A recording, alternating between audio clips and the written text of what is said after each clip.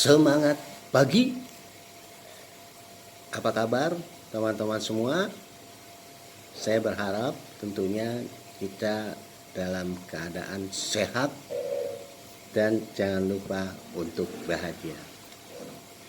Kali ini saya akan membahas tentang apa itu BPUPKI.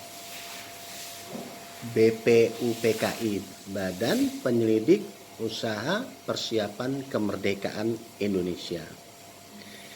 Dalam bahasa Jepangnya Dokuritsu Junbi Kosakai. Ya. BPUPKI, Badan Penyelidik Usaha Persiapan Kemerdekaan Indonesia. Kita akan bicara sejarah lahirnya BPUPKI. Teman-teman, kenapa BPUPKI itu berdiri? BPUPKI itu atas inisiatif dari Jepang. Ya. Jadi Jepang pada tahun 1944 ya, akhir 1943 dia merasa sudah kalah berperang begitu ya, dalam perang sekutu menghadapi Amerika dan kawan-kawan. Jadi dia menjanjikan kemerdekaan kepada Indonesia dengan tujuan tentunya apa? Semula agar rakyat Indonesia mau membantu Jepang dalam peperangan menghadapi sekutu. Itu sebetulnya tujuan utamanya. Jepang menjanjikan kemerdekaan kepada Indonesia. Maka pada tanggal 7 September 1944, Perdana Menteri Jepang pada saat itu yang baru kepilih, Koiso, berpidato di hadapan parlemen Jepang, dan juga ada kaisar pada waktu itu. Dia berpidato untuk memberi janji kepada Indonesia untuk kemerdekaan. Waktu berjalan sampai dengan habis 1944, ternyata belum terlaksana pembentukan itu. Barulah pada tanggal 1 Maret 1945 diberitakan telah berdiri BPUPKI, Badan Penyelidik Usaha Persiapan Kemerdekaan. Analoginya, perbandingannya baru soft launching lah kalau dalam pembukaan sebuah perusahaan. Ya, diumumkan telah berdiri BPUPKI tanggal 1 Maret 1945.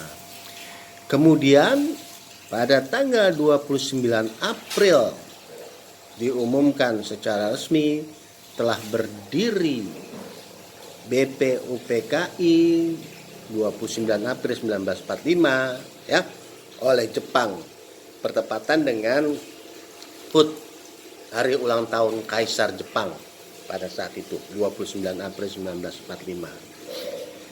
Ya.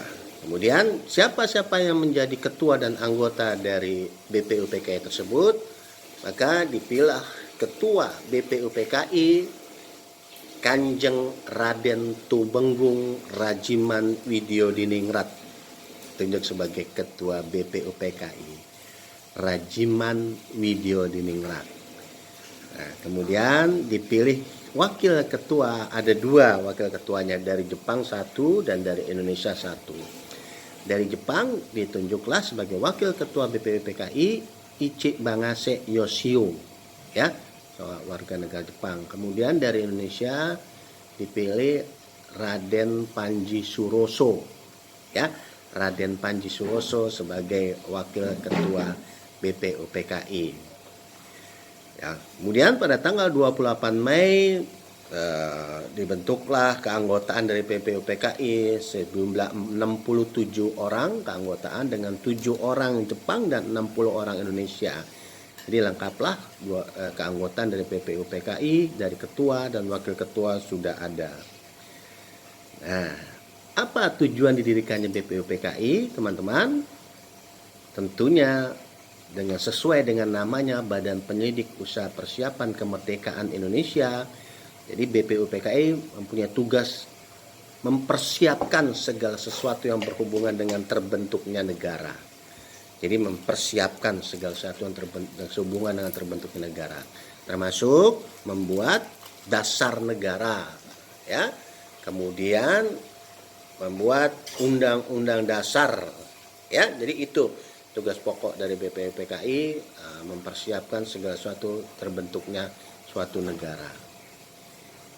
Maka dimulailah sidang BPUPKI dengan format 2 kali sidang. Sidang pertama 29 Mei sampai dengan 1 Juni khusus membicarakan dasar negara. Kemudian sidang kedua 10 Juli 1945 sampai dengan 17 Juli 1945. Ya, demikian secara singkat sejarah terbentuknya BPUPKI, di mana nanti BPUPKI tidak terlepas dari sejarah lahirnya Pancasila. Pada kesempatan ini kita sudah dulu dari sejarah pembentukan BPUPKI dan waktu kita bicara tentang sejarah lahirnya Pancasila.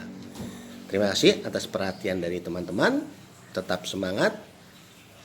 Salam Indonesia, Pancasila, Indonesia.